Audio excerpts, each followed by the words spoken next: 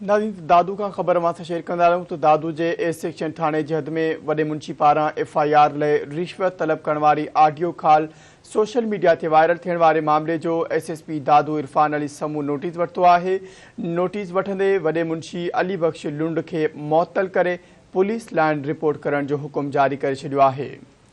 ख़बर अवां सां दादू मशहूर कयूं पिया। दादू ए सेक्शन थाने जे वॾे मुंशी पारां FIR लाइ रिश्वत तलब करण वारी ऑडियो कॉल सोशल मीडिया ते वायरल थियण वारे मामले जो SSP दादू इरफान अली समूह नोटिस वठंदे वॾे मुंशी अली बख्श लुंड खे मुअत्तल करे पुलिस लाइन रिपोर्ट करण जो हुकुम जारी करे छॾियो आहे।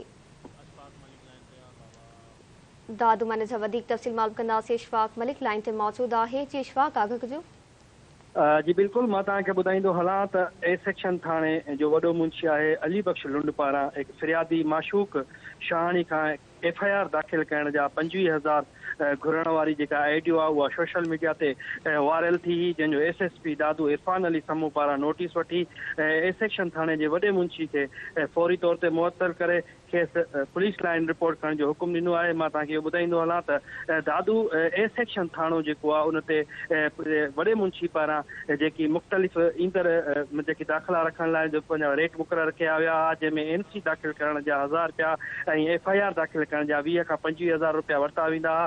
अहिड़ियूं काफ़ी शिकायतूं हिन जे ख़िलाफ़ थियूं ऐं इस जे ख़िलाफ़ बि धरणा लॻा हुया, जंहिंजो हिन महिल ताईं कंहिं नोटिस न वरितो हो। पर जेको गुज़िरियल ॾींहुं जेको हिन जी ऑडियो हिकु लीक थी, जंहिंमें हिन हिकु फिरियादी खां 25,000 रुपया रिश्वत तलब कई, अहिड़ी ऑडियो जो SSP नोटिस वरिते हिन खे मुअत्तल करे छॾियो आहे। जी महिरबानी इशफाक तफ़सील ॾियण लाइ।